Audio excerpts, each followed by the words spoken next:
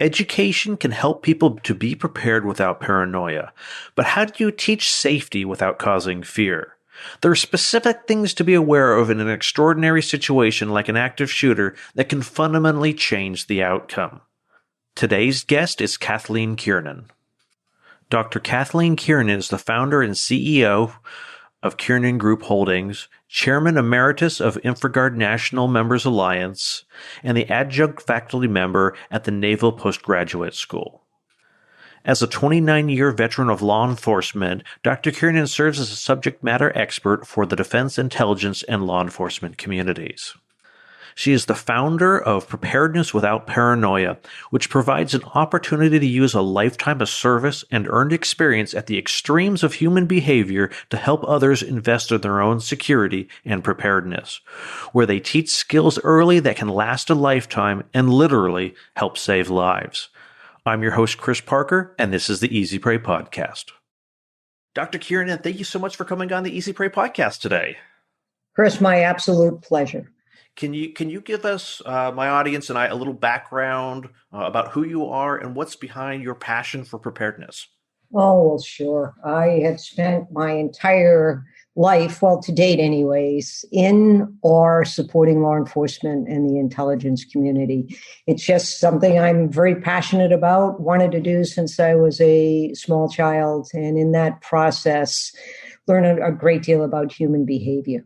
And that has driven an effort called Preparedness Without Paranoia to bring some capabilities to kids and families about preparedness and resilience. What I learned is we oftentimes speak around our kids. We don't speak to them or listen to them. And my goal here with Preparedness Without Paranoia was to invest them in their own safety and security.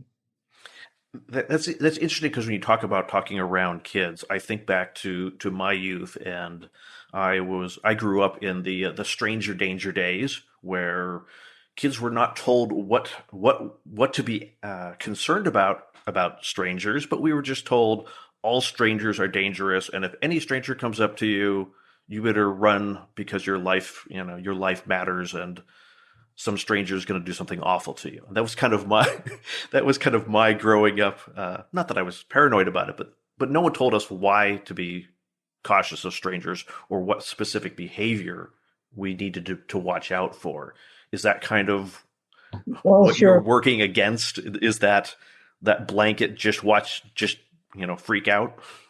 Chris, I grew up with that same type of advice, and I would quote here, which I hope that you can get him on. But Spencer Corson has written a great book called The Safety Trap, and he's written for our magazine as well. And he gives a great story about a little girl that was lost in Central Park, and she found herself sitting on a bench, and different people went by, and when they did find her, thank goodness she hadn't been harmed. They said, "Why didn't you ask for help?" She said, "I was told not to speak to strangers."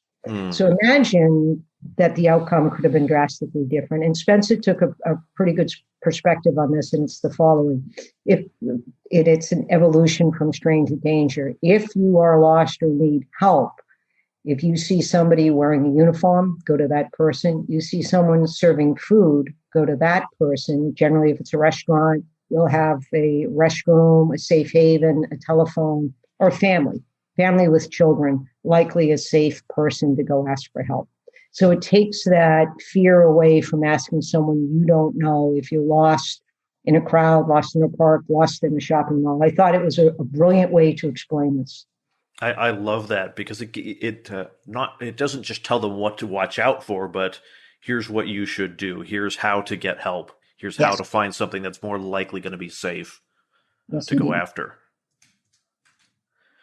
So was there a particular event that got you interested in preparedness, or was it just because of your law enforcement background? Gosh, that's an interesting question. Everything has me interested in preparedness and resiliency, because when you are in law enforcement, you're always responding to critical incidents. You speak to any law enforcement officer, they're going to say you go from 0 or 1 to 100 in a minute. And it's usually because there's been a behavior that isn't acceptable in society.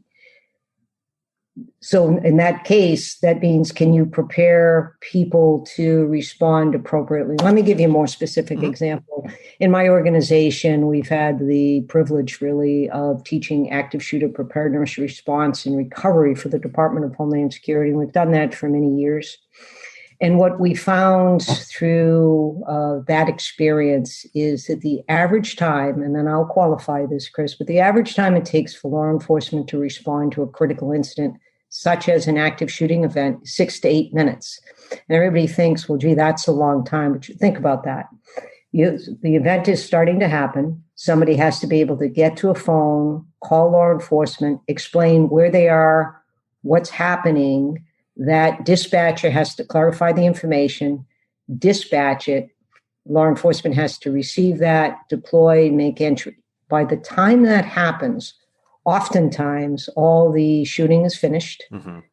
There are injuries and fatalities have already occurred. Now, there's always exceptions. There are some come immediately to mind. The Aurora Theater was 90 seconds. The Washington Navy Yard was 5 minutes. But on average, it takes a little bit longer. And in that delta of time, that's 6 to 8 minutes, there's a intersection of fear and fact. If people essentially don't know what to do or hesitate, there's a higher likelihood that they will become a victim instead of a survivor. Mm-hmm.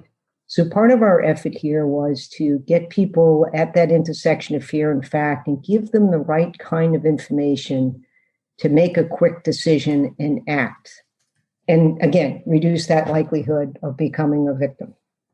So with respect to, let's talk about active shoot. Let's talk through a couple of different situations here. Mm-hmm. So with respect to an active shooter, what are the things that people should be doing in that first 6 to 8 minutes?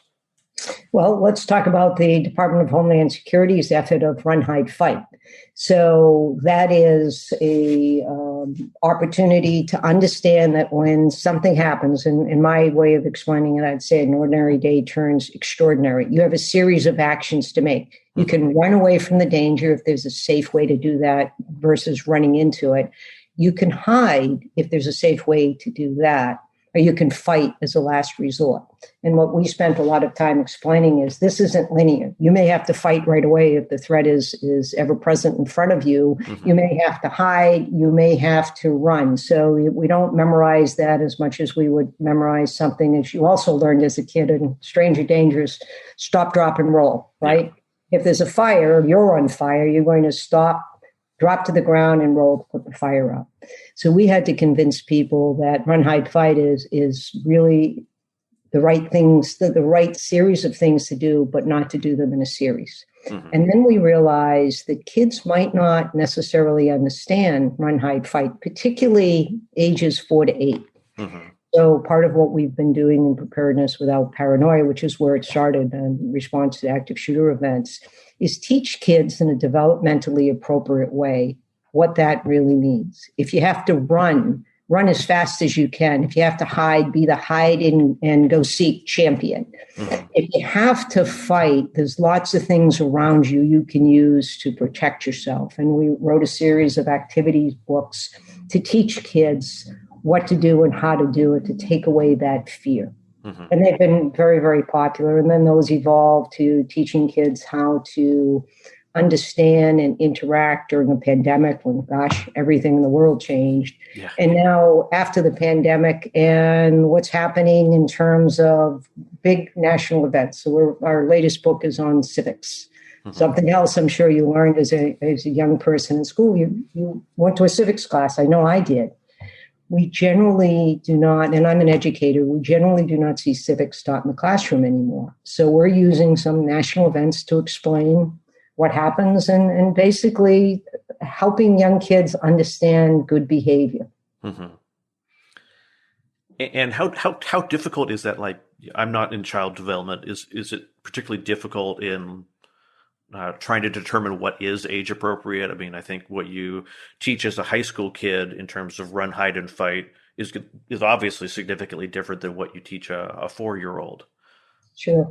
No, you're exactly right. Here's the good news. I'm surrounded by an extraordinary team of educators, folks that have spent 25, 30 years in primary education, many that have achieved academic proficiencies with PhDs in child development and psychology and early learning and trauma and all the kinds of things to make sure we get it right.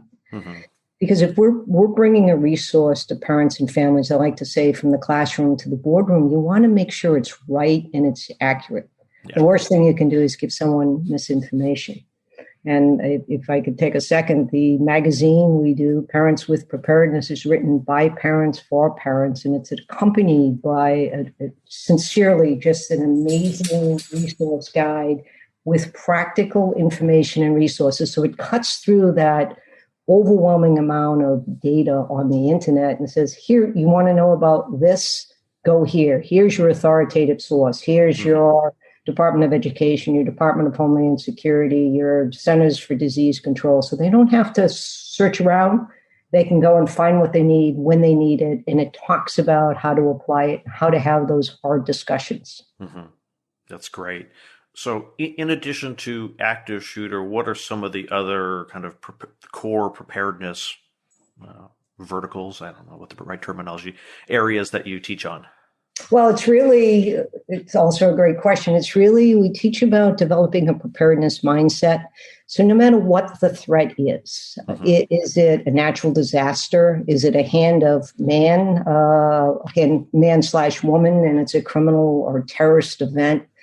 So floods, tornadoes, hurricanes, active shooter, criminal activity. For the adults in the magazine, you'll see a lot about domestic abuse and workplace violence and the like. Mm-hmm. So if we can develop that preparedness mindset, remember that point about intersection of fear and fact.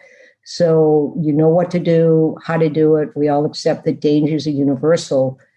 Preparedness should be universal too. Mm-hmm. And I've had lots of discussions with parents who will say, well, my kids don't need this. They're protected at school. They're protected at home. And I said, well, okay, what happens when the kids go off on a field trip? They go to visit a grandparent. They leave for college. Can you be assured that the same protections are in place? And then you get that look and you say, okay, now you have my attention. So how do we do it? I said, you develop those skills about preparedness and resiliency early in decision-making, and it's something they'll carry throughout their lifetime. That's great. So what are some of these mindsets involved around preparedness? Understanding that you are responsible for your own security, that you have an active role in that own security. I'm guessing, and again, I'm older than you, Chris, but I'm guessing as a kid, you always thought, well, I have the right things in place. I know not to talk to strangers. I know if I catch on fire, God forbid, I'm going to stop, drop, and roll. I know that my parents will look after me. My neighbors will always keep an eye on me, and I'm safe in school. Yep. Well, a lot of those things have gone away. Right? We're not as involved as a society as we were when we grew up and doors were unlocked and you could be assured that somebody was always keeping an eye on you. Yeah. So it's having that idea that you can invest in your own security. And I'll tell you how we do it metaphorically. When I was a little kid, I was one of those that always had the flashlight under the covers, and I was reading books on Nancy Drew, and I stole all my brother's books on the Hardy Boys because I wanted to be a criminal investigator. And guess what? I grew up and was able to do that.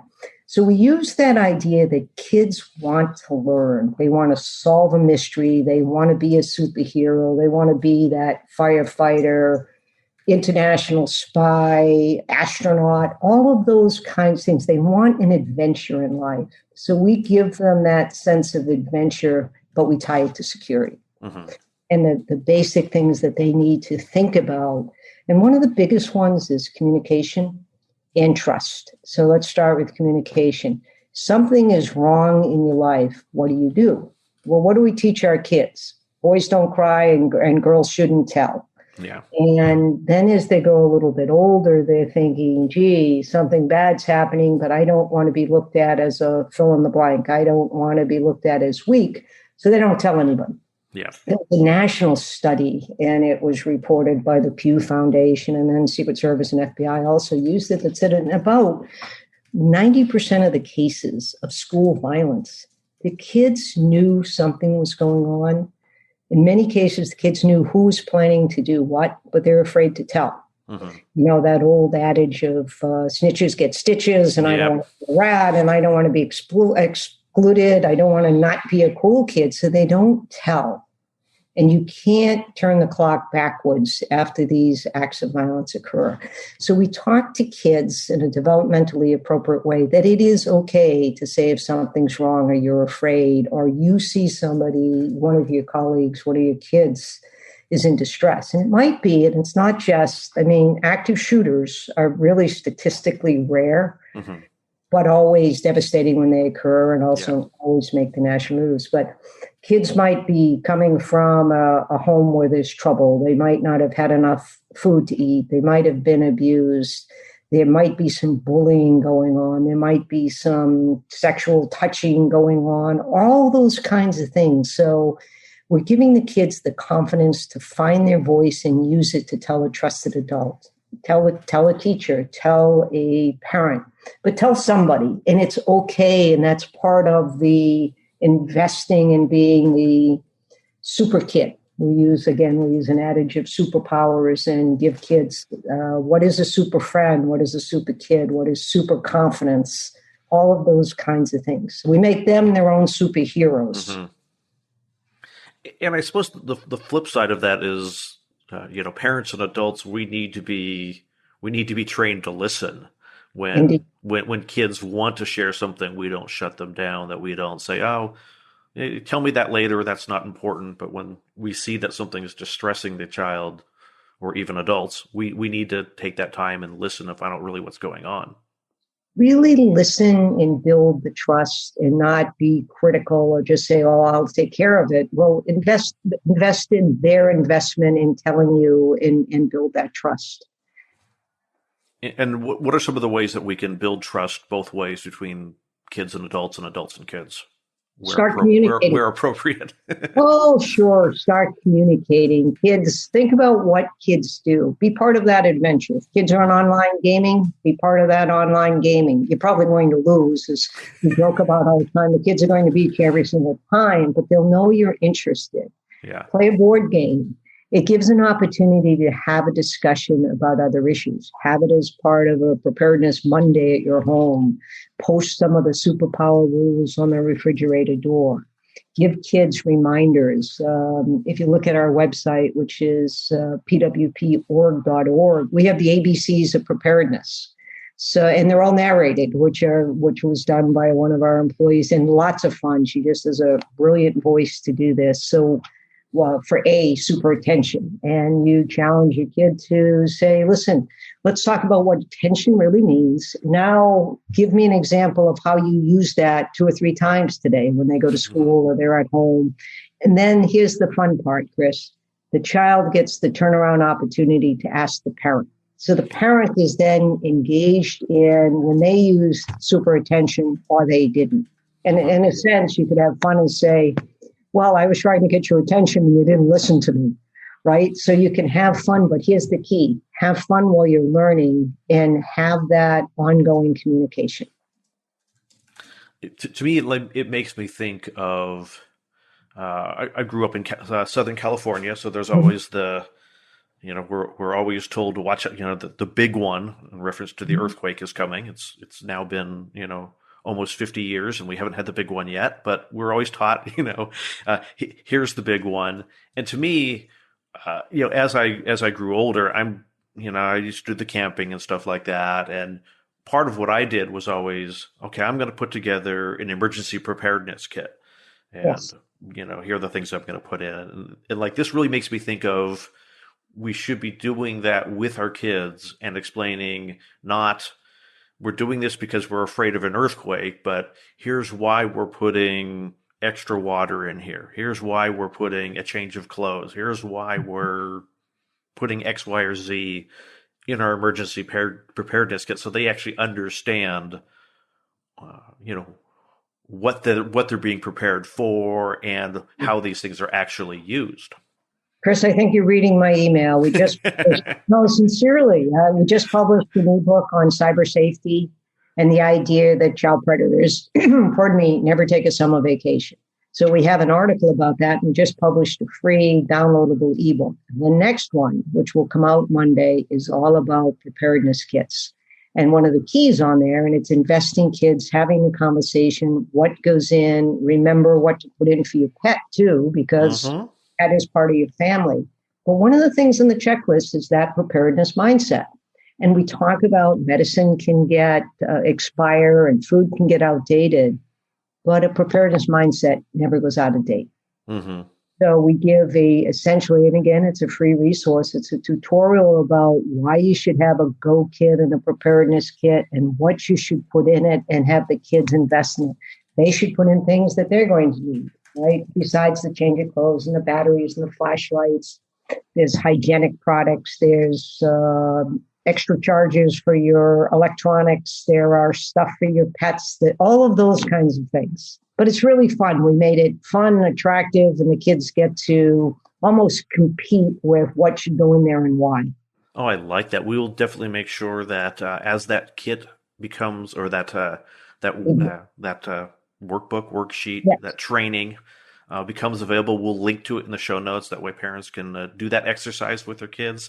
I really like that because I think it also gives a great opportunity to talk about. I mean, okay, I'm not in education, but I like that concept of educating through natural things in life. Like, well, we put the batteries in the emergency kit, but we need to replace them after so often because batteries degrade over time. Now there's an opportunity to talk about chemistry and an opportunity to talk about things breaking down. I think it's easy for kids to understand that food spoils. And so you can draw those analogies like, well, you leave food around too long, it goes bad. Well, the same thing happens with technology. The same thing happens with batteries, that we need to make sure we replace those so they're fresh and they're able to do their best to help us when there's an emergency. Sure. And then, as awkward as it sounds, let's make sure we put toilet paper in, and let's make sure we put wipes in and other sanitary products that people might need, and why we're going to do that. But if you think about it, and you have the discussion, it takes away the awkwardness of the discussion for basic human behavior.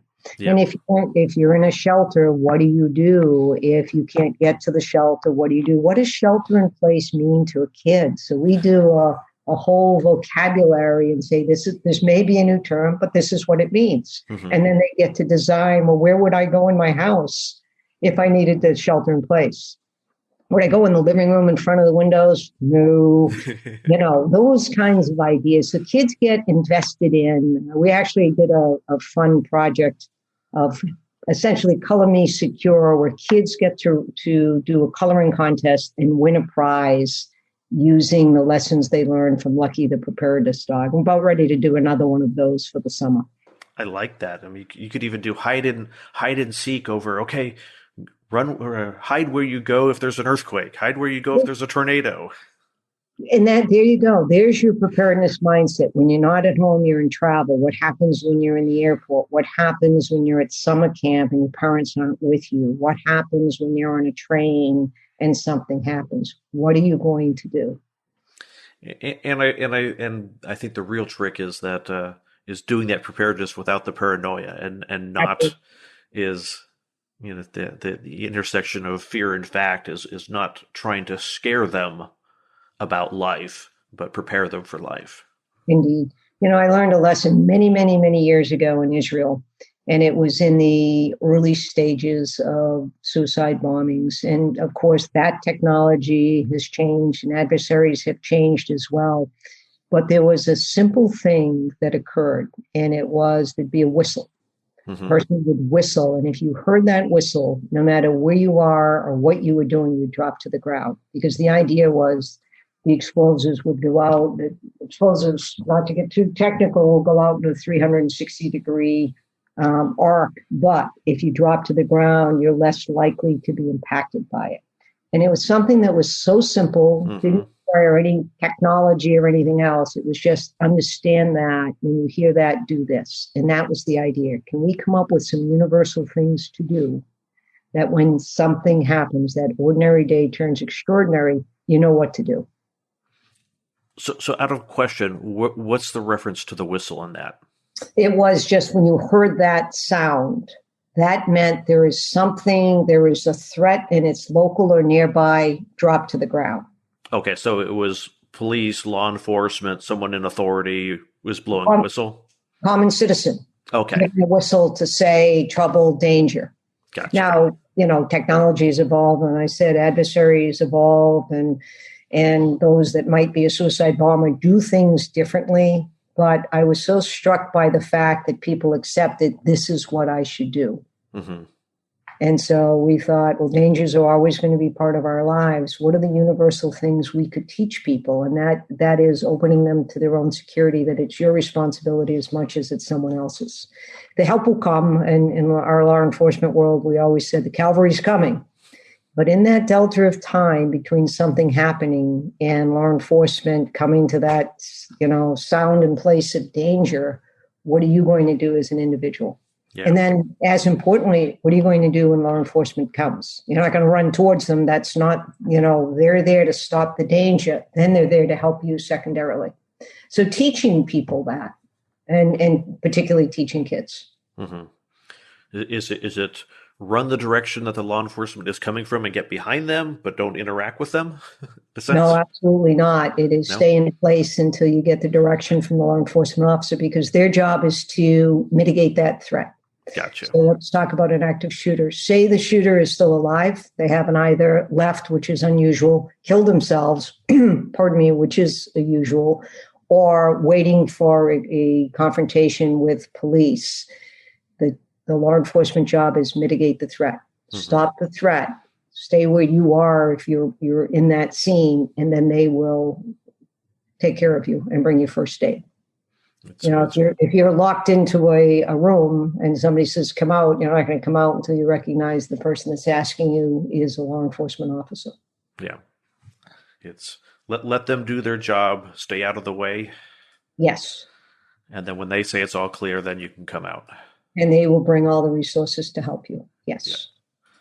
Yeah. That is great. Are there any other particular events that you provide teaching on? We've talked a lot about active shooters and a little bit about natural disasters. Are there any other specific? Well, sure. Probably one of the ones that's most vexing is human trafficking and sexual predators. And I know you've had lots of guests that have talked about that, and I have a lot more for you to bring in that are experts in the field. But we spoke about it briefly prior to the interview, and that the human trafficking business is a $150 billion industry. So think about that for a second, $150 billion. And I want to look for a statistic here. The National Center for Missing and Exploited Children reported in 2020, they had 26,500 reports of missing and exploited children. And those were reports, Chris, which means that's probably a low number. And I assume that's just in the U.S.? Yes. And 1 in 6 victims of child sexual trafficking, average age about 15. And I know you interviewed Dr. Johnson, and she talked about 1 in 4 girls and 1 in 10 boys will be sexually abused before they're age 18. Think about that for a second. What if you talk to the kids about what is that, and what should you do when it happens? And Margaret Holzer, the world-class Olympian swimmer who was gracious enough to write for our Parents with Preparedness magazine. In fact, she's the cover in edition 4. She was abused as a young girl, age 4, by her best friend's dad. So one of those threats hidden in plain sight. Mm-hmm. And she told her mother, and then, of course, law enforcement got involved. But instead of being a lost kid, she channeled that experience into athleticism and sports discipline. And she's a 3-time Olympian champion, medalist, and inspirational speaker. So it's putting words around bad experiences and explaining it so that we can prevent more bad experiences from happening. And it also, I think it's that the bad experience does not, if something like that does happen, it doesn't define a person. Indeed. You're not going to know you wouldn't think of Margaret, the world-class Olympian, as a sexual abuse victim, but she talks about it because she wants to inspire those young kids, boys and girls, to make good decisions. We work very closely with a lot of organizations, but the Washington, D.C. Police Foundation is a case in point. They're extraordinarily active in the community where the police officers are working with families and kids. Where we partner is we give them the preparedness resources, and that comes from donations so that we're able to then donate lots of books. And the kids, including the chief of police, get to interact with police officers in reading circles, and they meet the canines at the canine unit, most of whom look like Lucky, by the way. And they talk, and then we wrote a book about this. How do you thank your heroes through the pandemic? All those folks that were on the front line. And it wasn't, Chris, just about the pandemic. It was about teaching kids about police officers, firefighters, emergency managers, nurses, and doctors, and getting them to think about making the decisions at a young age that would allow that career to be an option for them rather than making a bad decision and not having that option later on. Yeah, no, that's great. Kathleen, I super appreciate you coming on the podcast today. I know that charitable organizations and entities doing what you guys are doing are sorely in need of donations. How can people donate to your organization? Well, thanks for asking that. I love what I do, and I'm really awful at asking people for money. So here I am asking people for money. We do have a donation button on the site, and the money, everybody that works with us does so as a volunteer. The money goes directly to producing the books and the magazines and distributing them. We did a series of masks for little kids and other stuff. But folks volunteer, but we need money to build and distribute the resources. So it's really give $1, make a difference. I hope you give more than $1. But if you go to the website, there's a large button that says please donate. And that would help us tremendously. And the website is pwporg.org? It is. And can they also find your organization on social media? They can, on Facebook and on LinkedIn. And you know what we need besides money? Yes. We need authors. We need folks that want to share their experience. We need illustrators. We need folks that want to make a difference, teach others how to have those important conversations. So we publish magazine quarterly. And gosh, this one we just put out, I published it on Solstice Day, the longest day of the year. And my joke was because it was the longest magazine to date. When we started, we said, okay, we're only going to have 6 articles. I think we had 15 in this one because so many people want to write. Oh, that's awesome. I'm glad that you already have so many people willing to contribute. And I'm sure some of our listeners either themselves would be willing to contribute or know people who they could encourage to contribute. Indeed. And then read the magazine, share it. It's free. It's downloadable. At some juncture, we'll get where it's a printed copy so that we can put it in pediatric offices and any places that kids and families are going to go. But right now, it's a digital magazine. The ebook on cyber safety and child predators is online and free, emphasizing free. And the one on kids preparedness kits and family preparedness kits will be up on Monday. Awesome. We will link to all of those resources in the show notes. Marvelous. Kathleen, thank you so much for coming on. I really appreciate you sharing your passion with the audience. Thank you. Thank you very much, Chris. Thank you for listening to this episode of the Easy Pray podcast. Did something stand out as memorable or actionable? Leave a comment as a review at easypray.com/review. Notes and a transcript of this episode with Dr. Kathleen Kiernan can be found at easypray.com/71.